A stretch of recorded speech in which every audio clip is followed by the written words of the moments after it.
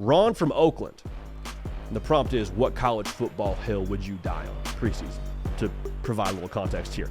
Ron from Oakland, his college football hill that he would die on in the preseason is that Texas, the Longhorns out there in Austin, they will not win 9 games this season.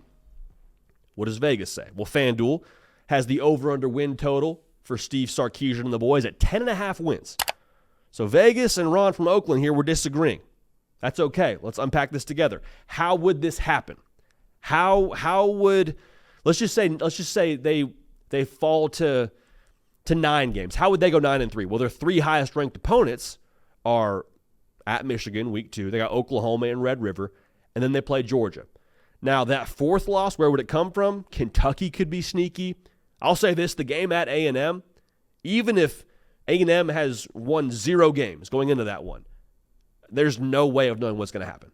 Like, throw records out the window. That rivalry is as intense as any in college sports, and they're rekindling it here now for the first time in a minute. First time in the SEC. Like, that one's going to be bananas. It won't make sense. So delete common sense from the logic file when you break down that game.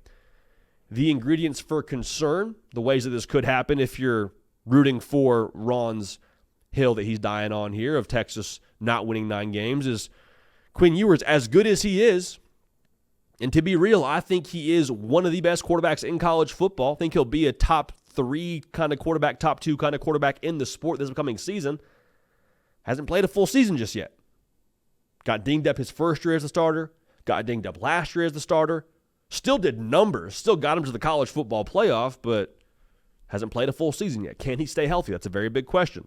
Some new weapons. Okay, Xavier Worthy, he's gone. Adonai Mitchell, he's gone. How do those guys translate into the system? Is it just plug and play? Is it copy and paste? I mean, it sounds nice. It's a nice thought. Is that going to happen? I think that's a fair question to ask. And then also you lose not 1 but 2 defensive tackles that are All-American caliber, and T'Vondre Sweat and Byron Murphy. It's not necessarily an easy thing to replace. So I see the path here is what I want to make sure we say. We support Ron from Oakland because he supports us in terms of being dialed into the show. With that being said, Ron, I can't join you on that hill, brother. I can't join you on that hill. And the reason why, I think under Steve Sarkisian, Texas, in all facets, has become more durable. Roster-wise, that's true. Culture-wise, that's true. Roster-wise, yeah, some new pieces. Absolutely fair. Silas Bolden, Isaiah Bond, Amari Nyblack, guys they're going to ask a lot of this upcoming season. Andrew Makuba on the defensive side of the ball, playing safety. New doesn't necessarily mean it's not going to work at Texas, and I think especially on the offensive side of the ball. I have a hard time betting against Steve Sarkisian's ability to implement and integrate Isaiah Bond into the offense, to implement packages for Matthew Golden to be successful, for Silas Bolden to be successful. Like, I'm looking at Steve Sarkisian, his track record offensively. You give him the ingredients, he takes care of the rest, right? He doesn't care how much time he has to cook the meal or how much lead time he has before that meal has to be served. Like, he's going to go ahead and chef up with the ingredients. A.D. Mitchell, Adonai Mitchell, as Texas fans have come to know him, he was also a transfer last year. He was more than fine in that offense. Put up numbers like Goodwill Hunting. Culturally, this is the big change for Texas for me. Last year, Texas, I believe, went through the gauntlet culturally. I mean, they went through the gauntlet. They faced every single difficult situation you can face, brother.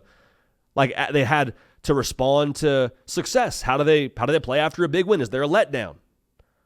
After that big win against Alabama, they looked okay to me. And then a big loss to Oklahoma. Red River, you're supposed to win that game. College game days there, national attention, national failure. How do you respond? Just went on about their business. Didn't lose the game the rest of the way until the college football playoff. Then they play without their quarterback against Kansas State. Malik Murphy, step in there, brother. We totally changed the game plan for us. Got to be a little bit more defensive-led. Got to run the football a little bit more. No problem. Find a way to get it done. And then you add your quarterback back into the equation, which is sometimes a difficult thing to bring a quarterback who's the most important piece on your entire freaking roster back into the lineup. Does he reacclimate? Does he get comfortable? They reacclimated just fine, beating Texas Tech and then beating Oklahoma State. both of which were blowout fashion to punch their ticket to the college football playoff. So the reason why I don't think Texas somehow wins less than 9 games is because I don't think Texas will lose multiple games they're not supposed to lose. That's old Texas. Old Texas maybe would have done that.